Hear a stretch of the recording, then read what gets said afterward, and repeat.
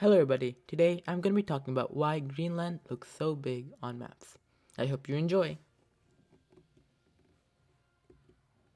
So first we need to acknowledge that Earth is a sphere.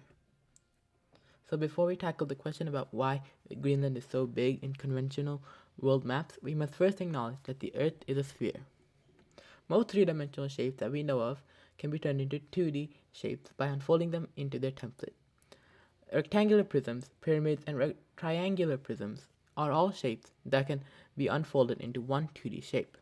So for example, this cube can be turned into this template of a cube. And this triangular prism can be turned into this template of a triangular prism.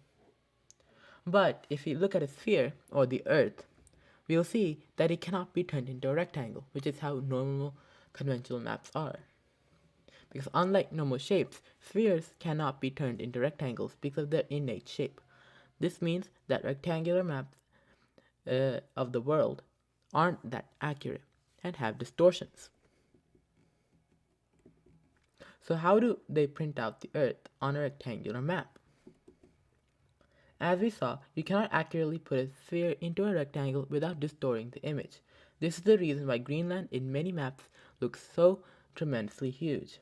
So map makers have also changed how latitude lines show up on images in order to compensate for this. So, for example, you see that the latitude lines near the equator are actually very close together. But as you go further south or north, the latitude lines actually get farther apart from each other.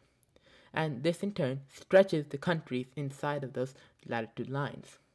So that's why Greenland looks so stretched and wide, even though it is actually just the 1/4 of the size of Brazil. Even though in this map, it actually looks like it is about the bigger than the actual whole entirety of the United States. Goodbye, and I hope you like this video.